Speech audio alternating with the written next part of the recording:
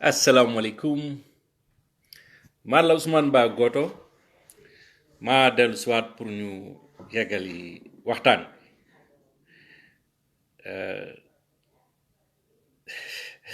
démb dafa xawoon a guddi moo tax ma arrêté live bi mooy deuxième partie bi maintenant ñu ngi dugg ci troisième partie bi xam nga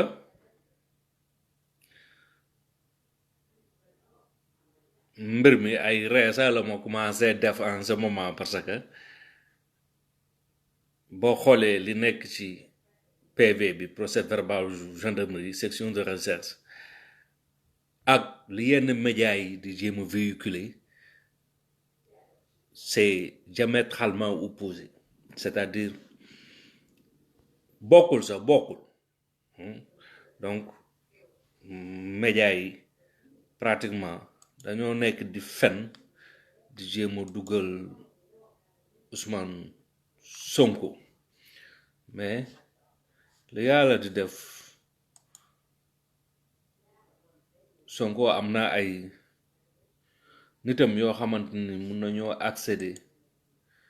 ci yenn information yi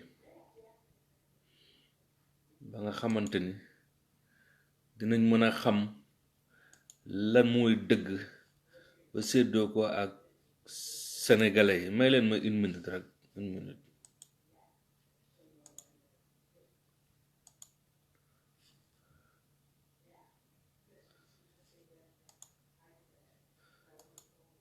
voilà Fatim yow dem nga kenn dootul waxati say mbir yow dootoo gis ay vidéo Ousmane Ba bu neexee yàlla ñu lijjanti ki ci des Altijaanu Suleymaane yow it dem nga yow it dootoo gis ay vidéo Ousmane Ba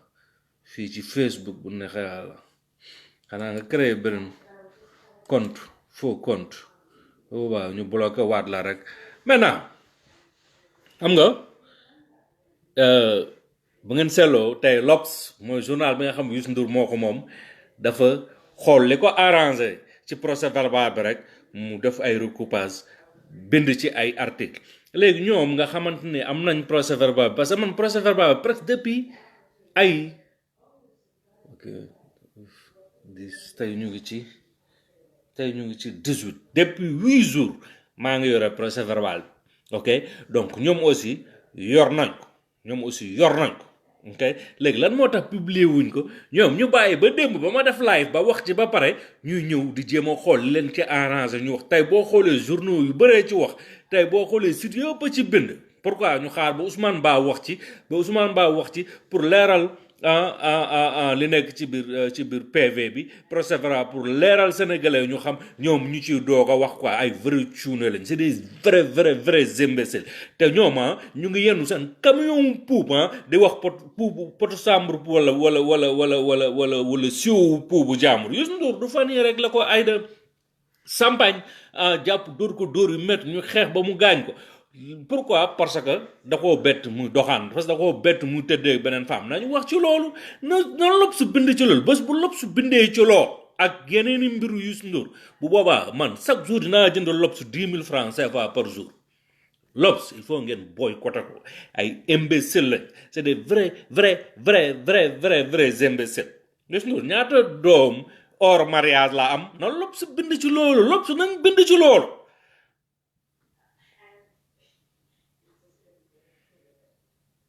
booy côté TFM man TFM du ma ko seetaan amul sama télé du ma ko seetaan voilà beneen mbir ma bëggoon séddoo ak yéen mooy Macky Sall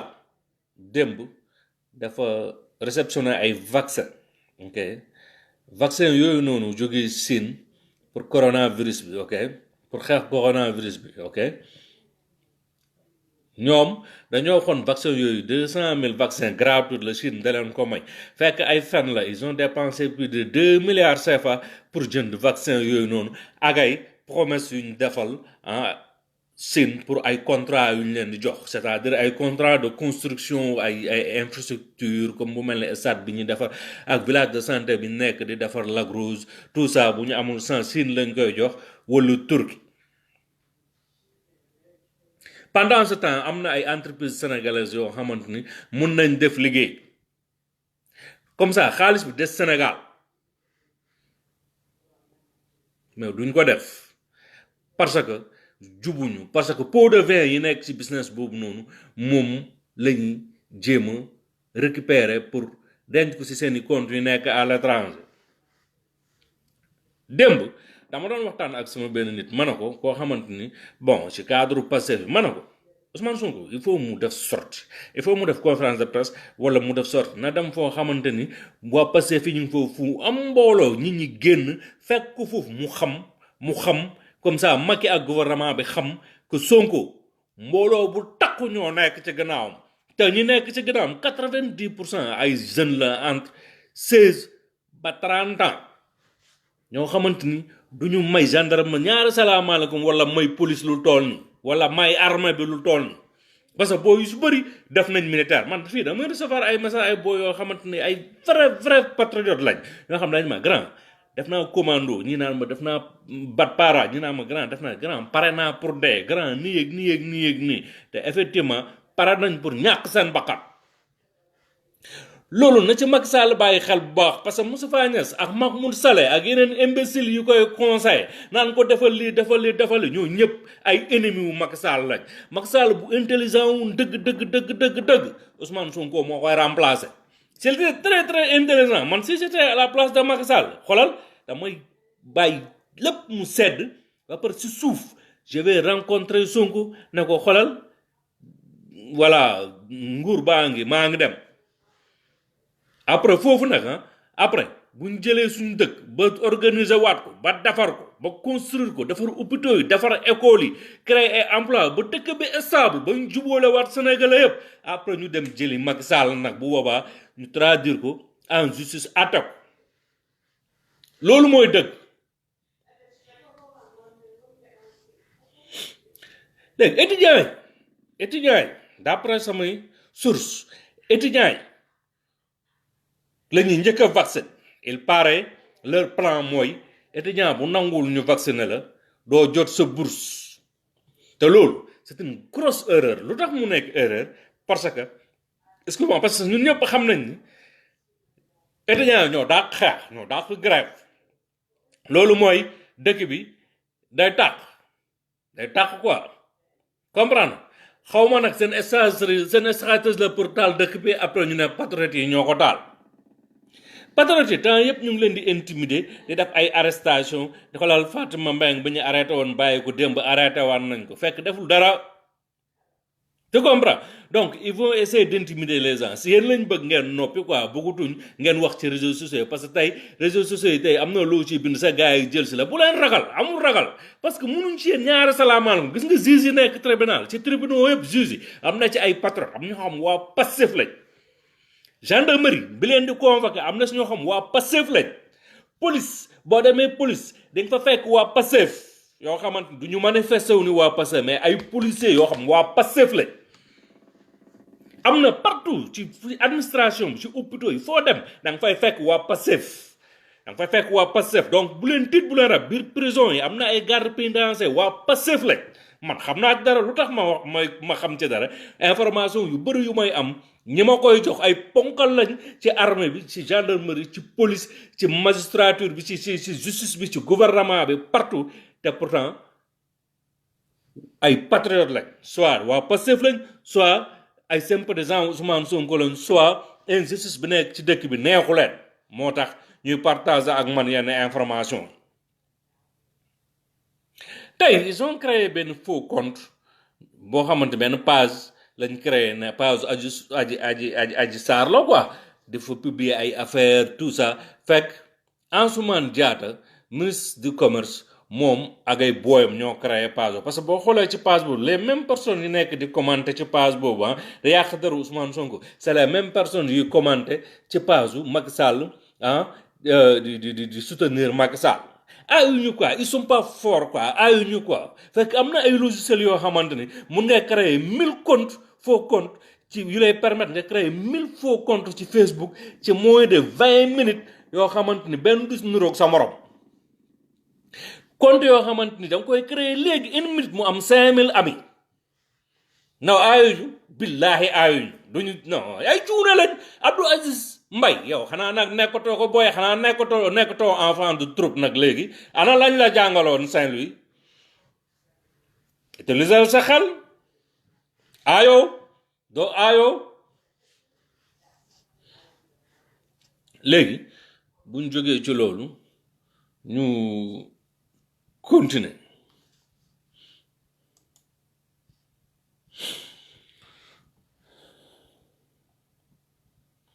gendarmerie nationale gendarmerie territoriale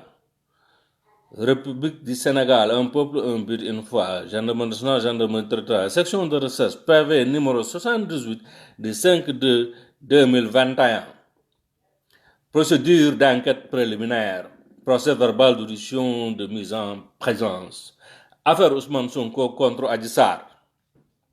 l'an 2021 le 4 février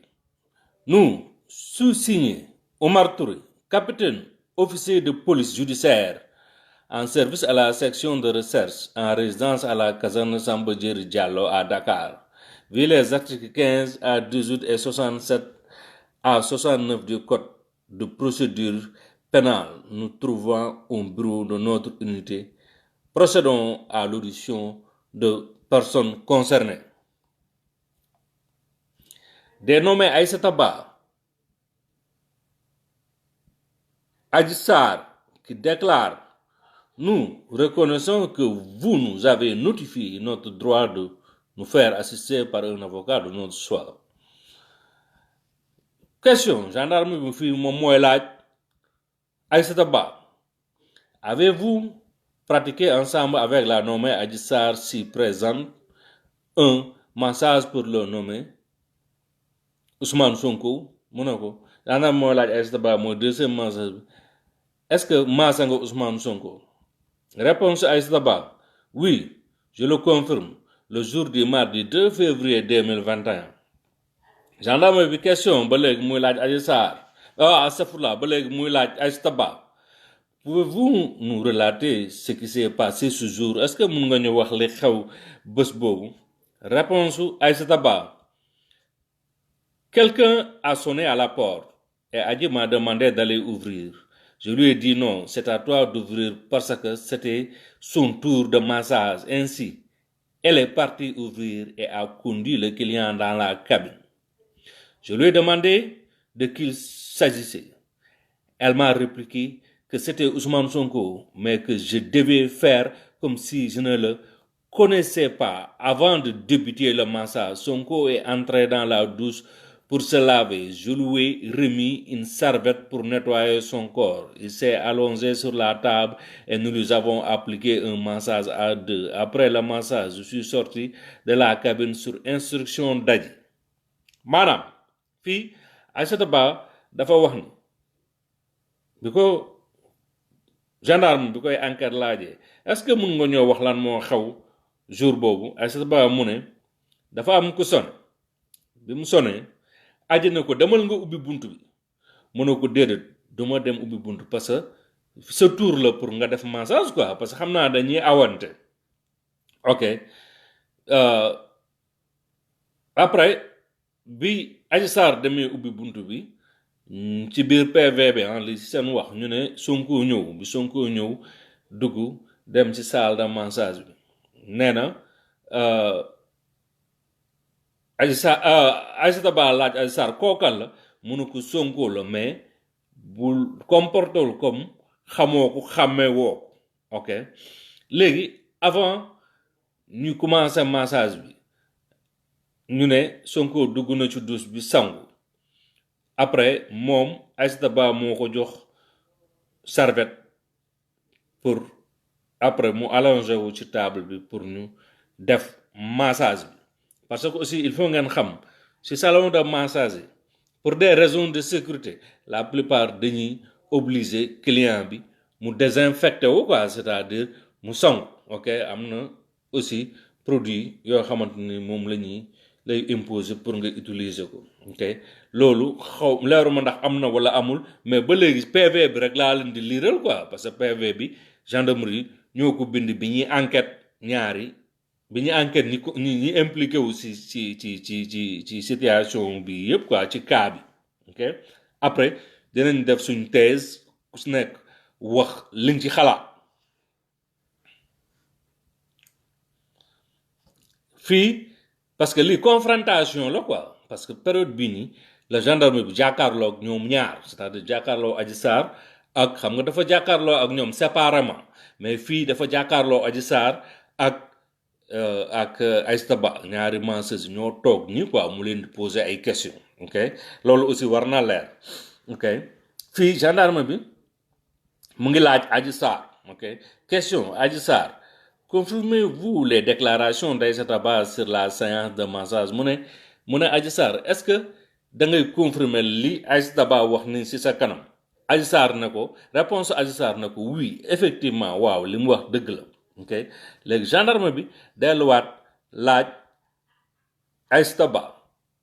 il faut aussi ngeen xam Aïssata Ba mu ngi toog Adji Sarr mu ngi toog fii du ay audition séparée édition wu together la c'est-à-dire ensemble ok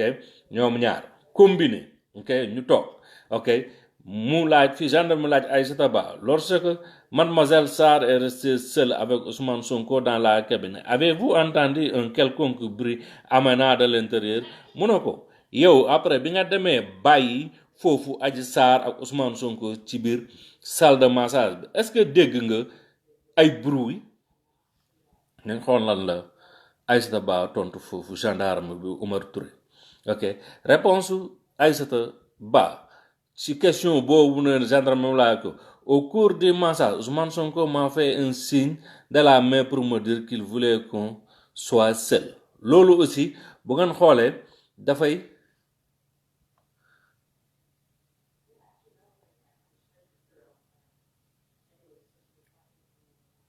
parce que fii comprendre ma question A fii A bu fekkee moom mooy Adji Sarr ok pourquoi B nekk Aïssata Ba pourquoi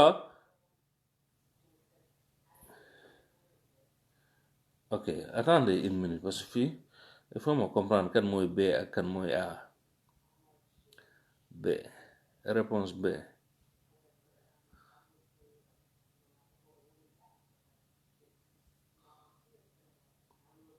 voilà fii dafa ne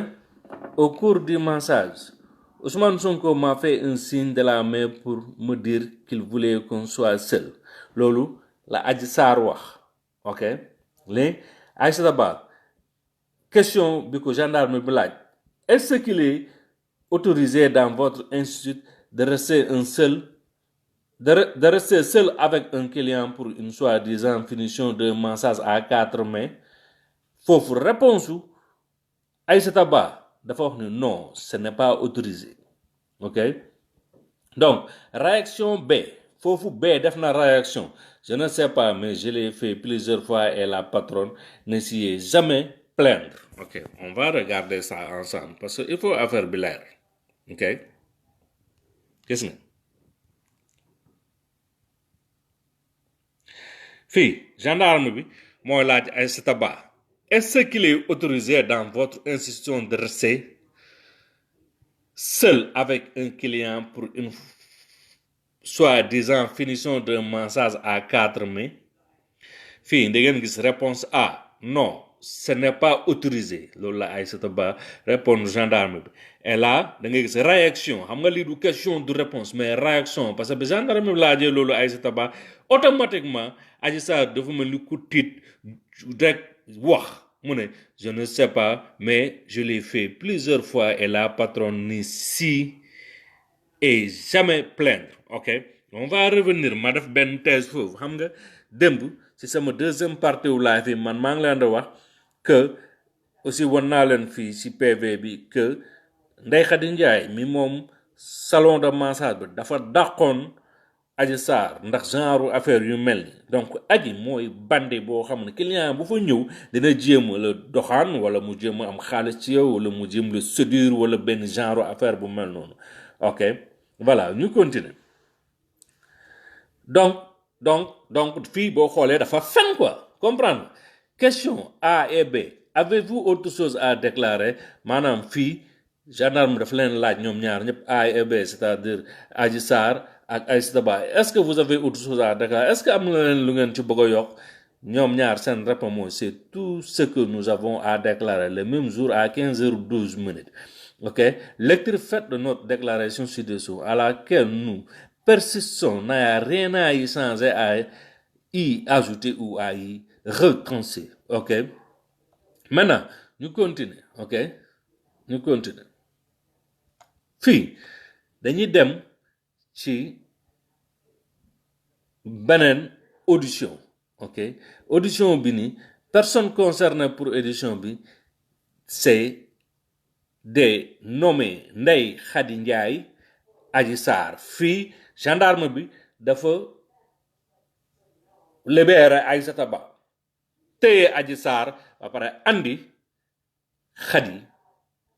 Ndiaye Ndeye Khady Ndiaye mi nga xamante ni moom salon bi fii Ndeye Khady Ndiaye moo toog Adji Sarr toog gendarme bi nga xamante ni moo tudd Oumar Touré capitaine officier de police judiciaire en service à la section de recherche à résidence à la caserne Samba Diéry Diallo à Dakar ci PV numéro 078 du 5/2/2021 mu ngi jàkkaarloo Ndeye Khady Ndiaye mi moom salon bi ak Adji Sarr question mu koy laaj Ndeye Khady Ndiaye mi moom salon bi gendarme na ko avez-vous envoyé un message à Adji Sarr ici présent le lundi 1er février 2021 pour lui dire que Ousmane Sonko était à la porte d'entrée de votre institution? Vous comprenez? La réponse Ndeye Khady Ndiaye mi moom salon, oui, effectivement, mais ce n'était pas lui en réalité. Il est venu à l'institut le mardi, mais je n'étais pas en forme lors de sa venue. C'est mon mari qui m'a appelé pour me dire qu'il était à la maison vers 22h. J'ai alors appelé Adji, qui me l'a confirmé. Je lui ai ainsi demandé quel type de service a-t-il demandé. Elle m'a répondu un massage à 4 mains qu'elle a fait avec la nommée Aïssata Ba. Après le départ de Sonko, je l'ai appelé pour demander à Adji Sarr si le client était parti. Elle m'a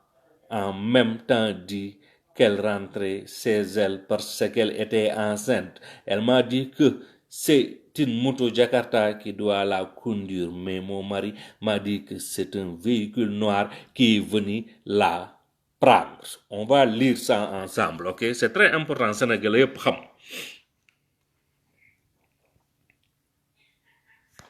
Parce que bu ngeen xoolee fii dénommé Ndeye Khady Ndiaye moom mooy A, Adji Sarr moom mooy B, déclare, ok? Nous reconnaissons avoir reçu notification de notre droit de nous faire assister par un avocat. Question, Ndeye Khady Ndiaye A, fii gendarme bi moom mooy laaj Ndeye Khady Ndiaye. Avez-vous envoyé un message à Adji Sarr ici présente le lundi 1er février 2021 pour lui dire que Ousmane Sonko était à la porte d'entrée de votre institut? Ok,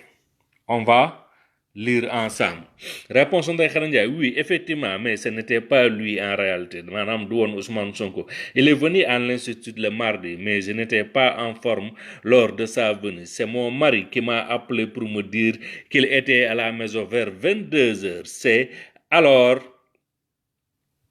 J'ai alors appelé Adji, qui me l'a confirmé. Je lui ai ainsi demandé quel type de massage a-t-il demandé? Elle m'a répondu un massage à 4 mains, mais qu'elle a fait avec la nommée Aïssata Ba. Okay? Après le départ de Sonko, je l'ai appelé pour demander à Adji si le client était parti. Elle m'a en même temps dit qu'elle rentrait chez elle parce qu'elle était enceinte. Elle m'a dit que c'est une moto Jakarta qui doit la conduire, mais mon mari m'a dit que c'est un véhicule noir qui est venu la prendre. Ok, nous ensemble on va développer un peu partie bi. parce que bu ngeen xoolee démb si dernier live bi ak même ci premier live bi aji dafa wax ni que effectivement Sonko envoyé na ko message fekk ay fen la Sonko musul envoyé aji message ok léegi foofu dafa am benn client bu envoyé borom salon Ndeye Khady Ndiaye message si biir rapport bi si live fu démb bi maa ngi leen woon ni que benn arab sax moo ko envoyé message loolu la Ndeye Khady Ndiaye donc fii effectivement du Ousmane Sonko moo ko envoyé message bi Ousmane Sonko ñëwee le lendemain mardi bi ba def message am ba dem ok boobu la woo aji ne ko est-ce que client bi dem na mun a ko waa boofu la ko aji aussi waxee ni moom tamit dafay dem quoi parce que dafa ëmb mënatul nekk fii di liggéey fii quoi comprendre nga voilà mun na ko heure couvre-feu bi noo demee mun na ko benn jakarta moo mooy jël si mais ndaw si bi mu waxee ak jëkkëram moom Ibrahima Coulibaly boobu def na ko aji dafay fen jakarta jël si ko benn 4x4 bu ñuul moo ko fi jël si 4x4 boobu noonu effectivement mooy 4x4 bi Sidi Ahmed Mbaye nekkoon ak avocat bi ak médecin bi nga xamante ni moom moo jox aji test de grossesse boobu noonu ba nga xamante ni moom la carton bi sa Ndeye Khady Ndiaye jël yóbbul ko gendarmerie pour wan lan ko donc si vous bu ngeen comprendre Adji Sarr dafa manipuler ñëpp c'est une grosse menteuse ok mais moom aussi on l'a manipulé tamit parce que ngir xaalis ak ngir ay promesse on l'a manipulé ñi ko manipulé ñoo nekk ci 4x4 boobu ñi nekk ci 4x4 boobu ku leen convoqué ku leen jàpp commanditaire cas bi ni ñu commandité pour ñu toroxal Sonko ñu ngi ci 4x4 boobu wala ñi yónni ñi nekkoon ci 4x4 boobu ku jàpp ñu nekk ci 4x4 bi dëgg bi feeñ na gendarmerie bu fekkee gendarmerie sérieux nañ bu fekkee juge bi sérieux na juge d'instruction 8e cabinet bi yor dossier bi Mamadou Seck bu fekkee il est sérieux bu fekkee ku ragal yàlla la bu fekkee procureur de la République ragal na yàlla te nekkul fi Macky Sall te mu bëgg rek liggéey bu set na convoqué na lan Adji Sarr wax kan moon ko jël si ci 4x4 bi ci 4x4 bi ñun xam nañ ne Sidi Ahmed Mbaye ok ba le neveu de Maodo Malick Mbaye bu Thiès moo fa nekkoon mais yeneen ñaari nit yi nañ leen identifier nañ xam nga la Adji Sarr wax nga la na procureur de la République laaj Sidi Ahmed Mbaye ñaar ñooñu ñan la ñooñu buñ leen entendre après nañ remonter xam ñan ñoo leen yónni ci loolu ñoom dafuñu sa waay te ñoom gënuñu ñoo nekk ay sénégalais ñoom moomuñu Sénégal seen bàyyi moomul Sénégal ñun ñëpp ñoo ko bokk yi peut pas nous manipuler comme ça te toroxal ay nit yoo xam ne defuñu leen dara c'est quoi cette façon de faire de la politique c'est vraiment nii dañu ay laas la ñu way sa way duñu ay nitu dara vous comprenez on va continuer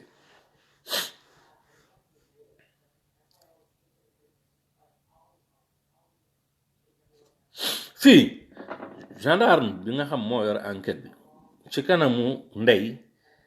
Khady Ndiaye mi moom salon bi ak Adji Sarr ñu toog jàkkaarloo officier bi tudd Oumar Touré fële ci section de recherche Colobane gendarme boobu posé leen question mu posé question Adji Sarr ci kanam ndaw si patronam confirmez-vous les déclarations de madame Ndeye Khady Ndiaye est-ce que li Ndeye Khady Ndiaye wax est-ce que da nga koy dëggal fii ci sama kanam ak ci kanamam réponse Adji Sarr je confirme qu'elle m'a appelé pour me demander si Sonko était à la maison aussi. Je suis sorti la nuit à bord d'un véhicule pour aller à l'hôpital pour faire un prélèvement vaginal parce que je voulais avoir des preuves contre Sonko qui m'a violé et éjaculé à l'intérieur. Excusez-moi. mu ne ma koy tekk ci wolof parce que am na ñu may seetaan ñoo xam dégguñu France nañ leer mu ne Adji Sarr est-ce que leen Ndeye Khady Ndiaye wax fii ci suñu kanam est-ce que danga koy dëggal mu ne ko dama naa dëggal ni woo na ma pour laaj ma ndax Sonko mu ngi ci kër gi ba léegi walla dem na ma ne ko Sonko dem na mu ne dinaa confirmer aussi je suis sorti la nuit à bord d'un véhicule pour aller à l'hôpital pour faire un prélèvement vaginal daanaka génn naa ci guddi bi dugg ci benn oto boo xam moom moo yóbbu hôpital pour ñu defal ma ay prélèvement xool sama awra parce que Sonko dafa daanu ci sama biir dafa daanu ci moom loolu aussi ay phénomène la parce que bu nee weddiwul li Ndeye Khady Ndiaye wax ni moom Khady Sarr moo ko wax ni Jakarta moo koy jël si fekk oto moo koy jël donc Khady Sarr xamoon na déjà ñan ñoo ko war a jël si plan bi yëpp xamoon na ko bëggul feeñal ni oto moo koy jël si quoi donc ay Jakarta quoi pour lëral gars yi tuur leen lëndëm vous comprenez Khady Sarr honnêtul il faut reconnaître ça honnêtul tu comprends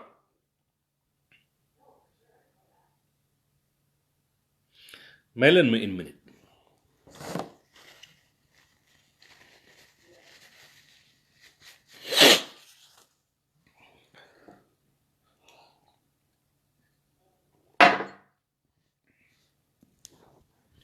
ok ñu continuer ah question Adji Sarr fii gendarme bi mooy laaj Adji Sarr ba tey ci kanamu Ndeye Khady Ndiaye avez-vous planifié que ce véhicule vienne vous prendre ce jour à cette heure mu ne ko est-ce que oto bi la jël si woon ci heure boobu est-ce que danga loo sóoroon la loo waxtaan woon la ak nit est-ce que xamoon nga ne oto bi daf lay jël si réponse Adji Sarr non je l'ai appelé après avoir terminé avec Ousmane Sonko mu ne ko déedéet dama ko woo après bi ma paree ak Ousmane Sonko laa ko woo ba tey gendarme bi moom mooy laaj Adji Sarr question Adji Sarr pourquoi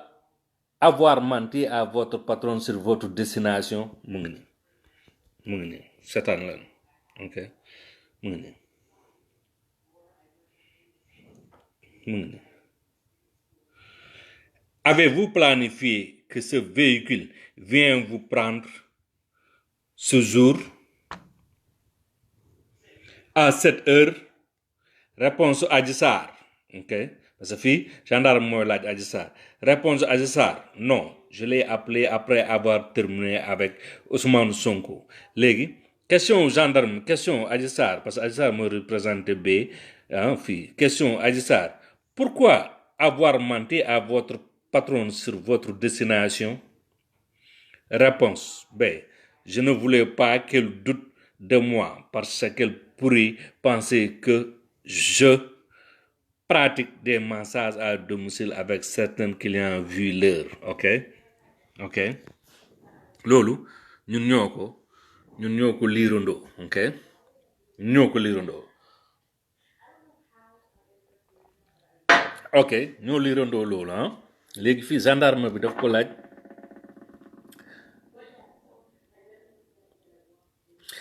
lu tax nga fen sa patron waxu ko fi nga doon dem mu ne ko non dama doon ragal mu yaakaar ne damay dem di maase ay client ci seeni kër donc Adji Sarr c'est une menteuse fenkat la te gendarme bi xam na ko parce que ci biir PV bi ni ñoo ko gisandoo gendarme laaj na ko lan moo tax nga fen sa patron donc déjà kooku elle est plus crédible bu dee ci tubaab yi juge ci PV bu ci gisee benn fen rek da lay condamné kooku c'est sûr et certain parce que waroo fen parce que da ngaa waat devant un agent judiciaire da ngaa waat devant procureur enquêteur bi ni lépp lum la laaj da ngay wax dëgg doo fen ok loolu aussi ñoo ko gisandoo fii gendarme mu ngi laaj Ndeye Khady Ndiaye question Ndeye Khady Ndiaye dans sa déclaration Adji nous a expliqué n'avoir jamais été licencié par vous initialement contrairement à ce que vous avez dit li tamit il faut ñu liirandoo ko ok mu ngi nii gendarme bi mooy laaj Ndeye Khady Ndiaye dans sa déclaration Adji nous a expliqué n'avoir jamais été licencié par vous initialement contrairement à ce que vous avez déclaré ok foofu gendarme bi daf ko laaj dafa wax Ndeye Khady Ndiaye ñun de ci déclaration ci plainte Adji Sarr Adji daf noonu mosoo koo dàq fekk foofu tamit beneen fen Adji fenaat na ko ok léegi nañ leen déglu réponse Ndeye Khady Ndiaye.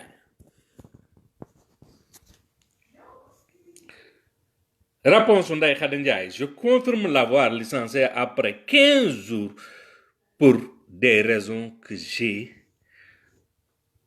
convenance personnelle. Tu vois, parce que fii boo xoolee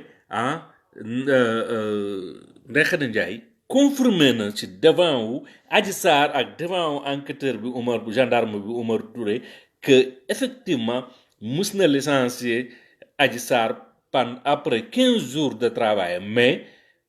pour des conveniences personnelles, qui suis parti volontairement pour des conveniences personnelles. Gis nga fii voilà, je confirme l'avoir renvoyé 5 jours moins de rupture en plus des faits que j'ai évoqués hier, ok? Adji m'avait menti pour me dire que sa mère était décédée et qu'elle devait s'y rendre. À ma grande surprise, on m'a informé qu'elle était partie à un anniversaire. Je lui ai alors envoyé ses bagages en lui demandant de ne plus mettre les pieds chez moi. Je persiste l'avoir licencié pour son mauvais comportement, ok? ñu ngi nii ñoo koy liirandoo mu ngi nii mu ne ko si je confirme, ok, l'avoir renvoyé ces 5 mois de rupture, ok, en plus des faits que j'ai évoqués hier. Adji m'avait menti pour me dire que sa mère était décédée et qu'elle devait s'y rendre, ok. À ma grande surprise, on m'a informé qu'elle était partie à un anniversaire. Je lui ai alors envoyé ses bagages en lui demandant de ne plus mettre les pieds chez moi. Ok, je persiste l'avoir licencié pour son mauvais comportement. ñoo ko liirandoo. Ok, voilà foofu Ndeye Khady Ndiaye mi moom salon bi nee na que effectivement licencié na Adji Sarr parce que Adji da koo fen, parce que Adji def na ko sama yaay dafa décédé damay dem foofu fekk bi mu laajtee Adji dafa dem ci benn fête benn anniversaire quoi di foofu ak yeneen personnalité, ok. Donc ak yeneen mbir yoo xam ne xam naa ndaw si bugg ko wax fii quoi, mais Adji jubul. Donc bii mooy beneen ñeem fen bu Adji fen, parce que lii aussi il faut ngeen bàyyi xel ba léegi question ak réponse yi ni confrontation en deux la quoi, entre Adji Sarr ak Ndeye Khady Ndiaye fii ñoom ñoo toog devant enquêteur bi gendarme bi fële ci section de recherche, ok. Maintenant fii am na après bi Ndeye Khady waxee loolu am na ce qu'on appelle réaction, c'est-à-dire Adji def na réaction quoi wax, xam nga nit di wax nga dagg ko quoi, c'est ça que terme réaction di signifier ci procès verbal bi ci PV bi. En fait, elle m'avait renvoyé pour une journée. Quand je suis revenu le lendemain et j'ai demandé une permission pour le décès de ma grande sœur, je suis revenu et elle m'a licencié. Donc fii tu vois Adji mënatul weddi ci kanamu Ndeye Khady Ndiaye, moo tax mu ne réaction gendarme ne réaction B ba tey B mooy représenté Adji Sarr, A moom mooy représenté ndaw si. En fait, elle m'avait renvoyé pour une journée. Quand je suis revenu le lendemain et j'ai demandé une permission pour le décès de ma grande sœur, je suis revenu et elle m'a licencié. Dégg nga donc fii Adji fen yi mu doon fen gendarme bi fii nii nangu na ni effectivement mus nañ ko licencier ci kanamu Ndeye Khady Ndiaye. Donc lii rek juge bu sérieux du sa xool bi dossier, parce que c'est un dossier vide, amul dara luñ ci mën a jàppee Ousmane Sonko. Les questions Ndeye Khady Ndiaye, ok. Avez-vous une fois massé Ousmane Sonko? Ndeye Khady Ndiaye gendarme la est-ce que mus ngaa massé Ousmane Sonko? Réponse muy oui 2 fois, mus naa ko massé ñaari yoon. Bu ngeen fàttaliku aussi démb si sama live bi lii aussi Ndeye Khady Ndiaye waxoon na ko quoi, donc voilà mu ngi persister si li mu waxoon, donc version am changé wul. Fii ba léegi question gendarme bi moom mooy laaj Ndeye Khady Ndiaye détenait-il une arme? Est-ce que Ousmane Sonko yoroon na arme? Réponse su Ndeye Khady Ndiaye, personnellement je ne l'ai jamais vu avec une arme. Alors des séances de massage nee na ko musuma koo gis ak arme ci ñaari séance de massage yooyu ma ko defal ak yeneen yu mu fa ñëw, musuma gis Ousmane Sonko yor arme, ok. Lii aussi il faut mu leer mu ngi nii Question, Ndeye Khady Ndiaye, avez-vous une fois massé Ousmane Sonko? Réponse, oui, 2 fois. Question, Ndeye Khady Ndiaye, détenait-il une arme? Fait, réponse, personnellement, je ne l'ai jamais vu avec une arme lors des séances de massage, ok? Mu ngi noonu loolu aussi ñoo ko gis. Question B, fii gendarme bi moom mooy laaj Adji Sarr. Vous confirmez que M. Ousmane Sonko détenait 2 armes et vous a menacé avec pour vous contraindre à faire l'amour avec lui. Est-ce que yow Adji Sarr fii yaa ngi di mën nga confirmer ci kanamu Ndeye Khady Ndiaye que Ousmane Sonko yoroon na ñaari arme pour menacer la pour nga tëdd ak moom? Fii réponse à ça, oui, effectivement, je le confirme. Vous comprenez? Dafay fen. Question A et B. Fii question bi ni gendarme moom mooy laaj Ndeye Khady Ndiaye mi moom salon bi ak Adji Sarr mi toog ci kanamam foofu noonu mu la avez-vous autre chose à déclarer? Est-ce que am na leneen lu ngeen bëgg a dolli? Seen réponse non, c'est tout ce que nous avons à déclarer le même jour à 13h55. Ok ñoo ko déggandoo.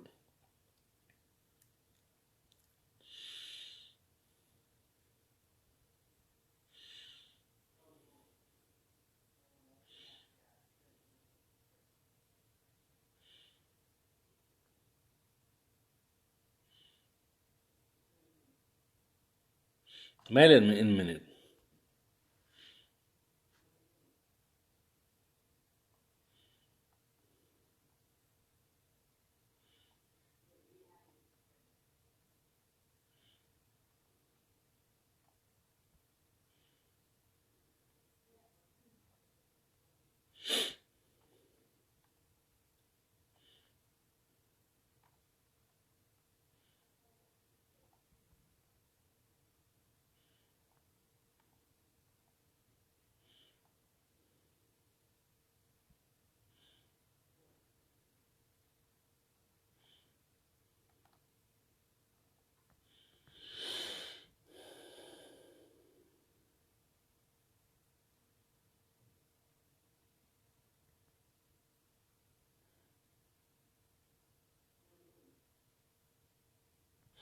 May leen mi 1 minute 1 minute rek ma am lu ma leer fii.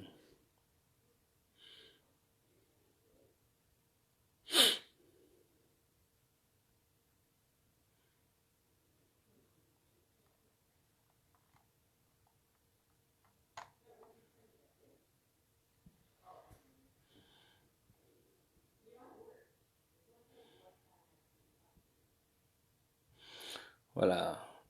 xam nga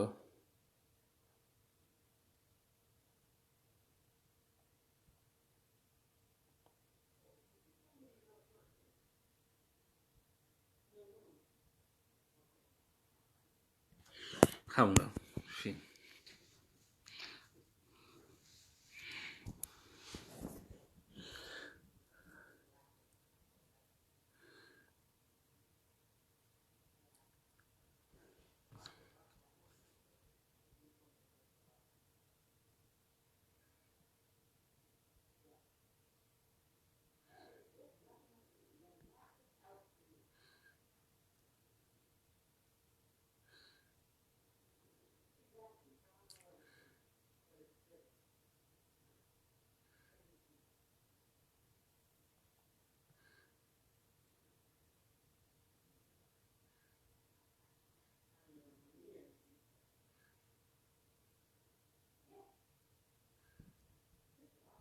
ok on va bu ngeen patienter tuuti rek ñu ñu ñu xool li ensemble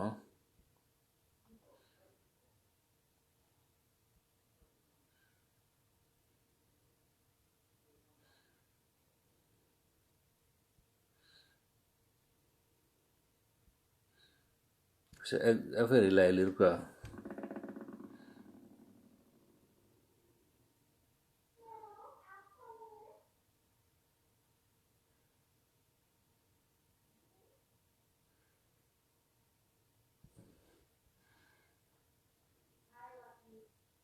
Ok ñu koy liirandoo léegi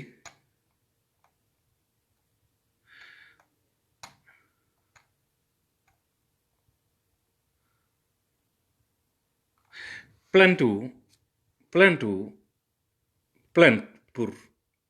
viol et menace de mort, ok lii information yaa ngi nii ok Dakar le 2 février 2021 du ñoo ko liirandoo ok non duma woon a numéro ndaw si quoi ok gis nga fii Adji Sarr moom mooy bind ok je suis une madame Adji Sarr née le 3 mars 2000 demeura en Dakar célibataire ok titulaire de la numéro 40 mu ngi noonu léegi téléphone am aussi nañ ko bàyyi bala muy feeñ Sweet Beauté donc plainte bi daal moo nekk nii ok léegi plainte bi moo nekk nii plainte boo xam ne daf ci cité ay article ok Adji Sarr moom amul sax certificat amul sax entrée en sixième nu mu mën a bindee ay plainte def ci ay article ak ay code pénal ak ay article ak ay code civil Adji Sarr moo signé loolu ok léegi bu ñu jógee ci loolu fii la gendarme bi section de recherche di defee requérant c'est-à-dire fii lay defee thèse am quoi su nu mu comprendre affaire enquête bi quoi ku si nekk mu def turam expliqué ok fii la waa ji expliqué ñun ñoo koy liirandoo ok donc li kasew gendarme le officier de police judiciaire bi moo signé foofu ok fii bu ngeen xoolee voilà affaire yaa ngi ni notification wu capitaine Omar Touré ak aussi demande bi mu laaj waa hôpital CTO ex CTO hôpital Grand Yoff pour ñu def analyse wu awra wu Adji Sarr léegi ci biir loolu aussi lii nii moom mooy avis de matriculation wu nineenaa wu Sweet Beauté mu ngi noonu ok Sweet Beauté mu ngi noonu Ndeye Khady Ndiaye institut Sweet Beauté Sacré-Cœur 3 numéro nangam sangam Dakar donc voilà Sweet Beauté ñoom am nañu am nañu seen autorisation pour def liggéey bi ñuy def noonu mu ngi noonu donc voilà direction des impôts et domaines ñoo leen bon APIX lañ koy defaree sax mais benn la rek moo ngi noonu léegi ci biir loolu gis ngeen renseignement relatif à la personne civile Ndeye Khady Ndiaye ok ay information yëpp mu ngi noonu ñun ñoo ko gisandoo donc am na autorisation mu ngi noonu ok léegi buñ jógee ci loolu fii République du Sénégal ok ministère de la santé et de l'action sociale hôpital général Idrissa Pouye gis ngeen date bi aussi bi affaire bi amee mu ngi noonu le 3 février 2021 bi ñu consulté ndaw si rapport médical bi moo nekk noonu mu ne je suis signé agissant sur réquisition numéro 091 0/02 SR moom mooy section de recherche du 3/2/2021 aux fins d'examiner la nommée d'Adji Sarr née le 3 mars 2000 ok fii elle a été reçue dans notre service ce 3 février 2021 à 16h15. L'examen de ce jour ne retrouve pas de lésions vulvaires, déchirure en scène de lime sur 3 as et 11 as ok naa leen tojal loolu mooy lan mu ne des parlements ont été faits des prélèvements la bëggoon wax je pense ont été faits en vue des tests ADN au total déchirure en scène de lime ok rapport établi pour service et faire valoir ce que de droit fii bu ngeen xoolee gynécologue bi signé document bi mu ngi tudd docteur Alfousseyni Gaye ok nekk fële ci hôpital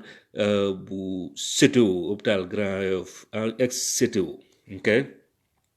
voilà li service de pédiatrie la bu hôpital Fann buy wone ni Ndeye Khady Ndiaye te docteur Papa Mokhtar Faye professeur agrégé de pédiatrie ba nga xamante ni moom mooy confirmé waa gendarmerie effectivement ndaw si attestation médicale ndaw si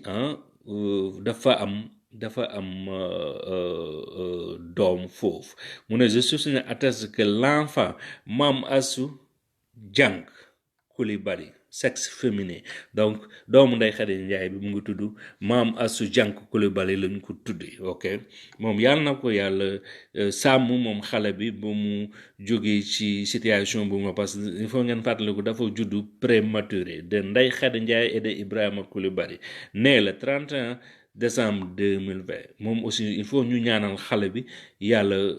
kii ko donc lii du ay faux document ay documents yu leer la ñi ko établir yépp seen tura ngi noonu ok donc voilà accusé de réception baa ngi noonu bu lettre collectifu avocat wu Sonko ya te ki naan maître Cheikh Khoureyssi Ba moo ko jiite ak maître Joseph Etienne John ak maître Ousseynou Ngom ak maître Demba Ciré Bathily ok maître Mouhamadou Bamba Cissé ok maître Numbe Wan ak ña ngi ko bind Dakar le 8 février 2021 monsieur le commandant de la section de recherche fii aussi ñu ngi expliqué monsieur le commandant notre mandant l'honorable député Ousmane Sonko président du parti Pastef les Patriotes a reçu le 6 courant une convocation l'invitant à se présenter dans le 2021 à 11h pour les besoins d'une enquête pénale le concernant. Nous vous rappelons toutefois que M. Ousmane Sonko est député à l'Assemblée nationale du Sénégal et régulièrement domicilié à son adresse 6 à la SECAP, cité Keur Gorgui Villa R17. OK? En conséquence, nous serions gré de bien vouloir vous conformer aux dispositions combinées des articles 61 de la Constitution et 58 de la loi organique portant règlement intérieur de l'Assemblée nationale. Nous vous souhaitons bonne réception réception de la présente et vous prions de croire à l'assurance de nos sentiments distingués, or whatever they put there, I don't know. OK. Pour le collectif, Maître Khoureyssi Ba, OK. Ampliation, président de la chambre d'accusation, procureur de la République par le tribunal des grandes instances de Dakar, date bi ak signature bi ak lépp, OK. Donc voilà, boo xoolee mbiri moo ngi non nii la affaire yi demee fii médecin bi nga xamante ni gendarmerie bii bokkul ak xam nga Adji Sarr dafa njëkk a demal boppam hôpital bi mu Sonko génnee oto bi ko jël si ba médecin nekk ci biir ak avocat bi ak Sidi Ahmed dañoo demal seen bopp hôpital surtout defal seeni test bopp parce que peut-être sûrement am na médecin bu leen doon xaar foofu mais gendarmerie dafa def réquisition wu hôpital yóbbu ko moom gendarmerie ñoo yóbbu ndaw si hôpital surtout lañ ko yóbbuwaat pour def beneen test biñ defee test boobu noonu docteur Alfousseyni Gaye ok ca boppam ne leen ne xale bi versul ok am ba pare kenn tëddeewu ko ba pare xale bi versul amul lim déchirure en scène de lim déchirure en scène de lim ñun ñoo ko liirandoo mu ngi nii déchirure en scène de lim ok ñun ñoo ko liirandoo mu ngi nii ok mu ngi nii ñun ñoo ko liirandoo mu ngi nii ñun ñoo ko liirandoo ok ñun ñoo ko liirandoo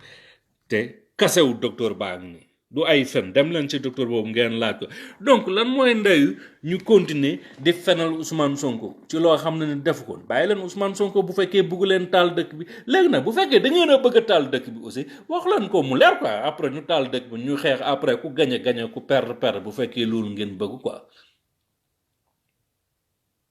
bu fekkee loolu ngeen bëgg bu fekkee ne jàmm ngeen bëgg jël leen dossier bi ngeen suul ko bu leen lever immunité parlementaire parce que Ousmane Sonko askan bi da ko soxla biir assemblée nationale il faut am ku taxaw askan bi foofu ci biir Assemblée nationale ku mel ni Ousmane Sonko ku mel ni soxna Maam Jaara Fam ok ku mel ni ay Toussaint Manga ak ñi nga xam ne ay bañkat dëgg la dañ leen a soxla foofu il faut peuple bi xam lan moo nekk di xew Assemblée nationale te ñooñu rek ñooñu mun a leeral lan moo nekk dafa xew léegi bu ñu weesee ci loolu man dama am benn vidéo boo xamante ni Amadou Sall daf ci am benn fii bu mu ci doon longu bu mu doon tëddee si sama bakkanu doom laa ko waat sama loxo ci Alxuraan lu am la te ñoom xam nañu man am naa vidéo bi léegi dama waxoon ne dama koy publier démb Sonko am ku mu yónni na ko dégg naa ñu naan Ousmane Ba dafa am benn vidéo bu compromettant pour doomu Macky Sall mais dama bëgg nga wax ko man maa ko ñaan ngir yàlla ak ci jëmm rasulullah bu mu publier vidéo bi que bu ñu mêler les enfants de Macky Sall ils n'ont pas choisi d'être les enfants de Macky Sall yàlla mu leen juddloo ci famille boobu noonu et dama leen aussi considérer comme samay doom musuñu ma dégg ma tudd ay turu doomu Macky Sall nañ leen génnee ci xeex bi complètement li Sonko moo ma ko wax Sonko ki mu yónni moo ma ko wax mu ne ma Sonko nee na boo publier vidéo bi dina la mere trop bul ko publier ne le fais pas ne bu la ko dara jaral ci kaw suuf parce que suñu doom yi ay xale lañ nañ leen génnee ci situation bi xam nga aussi su ma Sonko ñaanee loolu je suis obligé ma accepter ko loolu quoi tu vois mais neexuma quoi su ma sañoon mu bàyyi ñu publier li ñu yor vidéo boobu ñor ak ay photo ak yeneen i mbir mais nangul quoi donc à un moment au début dama meroon quoi mais benn instant dama ne grawul quoi parce que aussi ça montre noblesse am ça montre que combat bi mun nañ koo xeex autrement sans que ñuy def affaire bu salte yooyu quoi c'est vrai que affaire bu salte la mais pare woon naa pour def ko quoi parce que sama xol moo jeexoon parce que c'est sûr que ñoom bu ñu amoon photo ci Sonko wala ñu am vidéo ci doomu Sonko wala ku jege Sonko ils vont pas hésiter à le publier duñu xalaat sa 2 secondes pour publier ko vous comprenez maintenant nag que Macky Sall ak ñi ko wër ñëpp nañ xam ñun pare na ñëpp pare nañ pour xeex pare nañ pour rayante léegi nag ci moom xam nga ñoom dans leur tête dañuy wax ni booy même bu affaire bi tàngee même bu ñu arrêté Sonko affaire bi dina tàng pour 2, 3, 4, 5 jours après ñi dañuy dugaat seen kër yi non vous vous trompez génération bi bokkul ak génération yu passé de militant wu Pastef fi duñu ay militant wu PDS wala ay Khalifa Sall de militant wu Pastef fi ils sont prêts pour mourir booyu duñu reculer duñu dell gannaaw bàyyi leen ci xel bu baax te mënu leen jàpp ñëpp tëj leen mënul nekk bu boobaa da leen leer na jàmm dootul am ci Sénégal da ngeen libéré jabaru Birame Souleye Diop daful dala ara rien fait du tout am na ñu gën a saay-saay ñu leen jege ñoo xam ne ay fabricants de faux billets ay criminels ay jaakatu drogue si nekk si seen biir ay sàcckat ay imbécile ñooñu ñoo mérité ñu jàpp tëj leen libéré Fatima Mbaye bu FRAPP deful dara lu dul dafa dem rek yóbbu añ mais li leen naqari en ce moment moom mooy fii bi li mu xaw a jege Sonko quoi comprendre parce que ñoom actuellement képp ku jege Sonko rek ils vont essayer téye la pour poser la ay questions pour am ay information parce que ñoom xam nga dañoo infiltré woon dañoo mettre woon sous écoute numéro cadre Pastef yëpp ak seen essence sur WhatsApp léegi waa Pastef Sonko ak cadre Pastef yi ak ñi jege Sonko ñëpp téléphone yooyu yëpp lañ jël sànni léegi service de renseignement mënatul am benn renseignement bu jógee ci Sonko ak ñi jege Sonko moo tax ñu paniqué ñoom ñëpp di jàpp nit ñi di téye pour di leen poser ay questions ak affaire yooyu xaaral ma woon leen prochaine téléphone Sonko di ngeen ko gis léegi xaaral ma woon leen ko Sonko téléphone bii lay am léegi du yàgg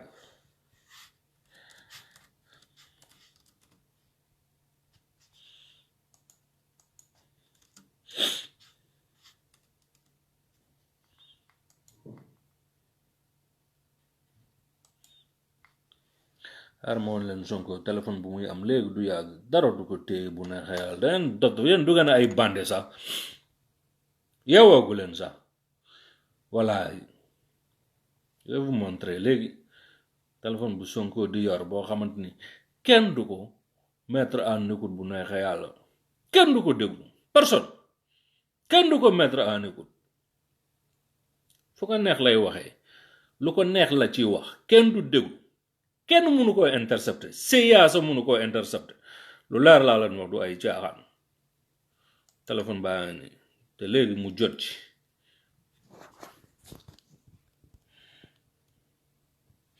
gis ngeen téléphone bi gis ngeen boobu téléphone du gis ngeen ko téléphone bi la Sonko di yore ji léegi lu yàgg dara waaw téléphone la boo xam ne téléphone satellite si satellite lañ ko connecté direct satellite bi satellite privé la chaque mois ñoo koy fay amul benn doomu aadama bu mun a intercepter ay téléphone am man Ousmane Ba maa leen ko wax waaceen si bandeegu leen sax voilà donc maa ngi leen di bàyyi ba lu bees bu amatee on va revenir def live expliquer loolu quoi mais affaire vidéo bi moom comme Sonko ñaan nañu nañ bàyyi mu sedd quoi mais ñu ngi toog rek xaar ba kenn laal ko ku ko laal ñu taal dëkk bi fu mu yem neex amul problème parce que xeex aussi xeex la quoi mais comme nee na bu ñu publier vidéo Amadou Sall bi nañ bàyyi mu sedd quoi amul problème merci jaa ngeen jëf na ngeen pare rek na ñëpp pare ñëpp nañu pare mobilisez vous rek ñu pare leen rek pare leen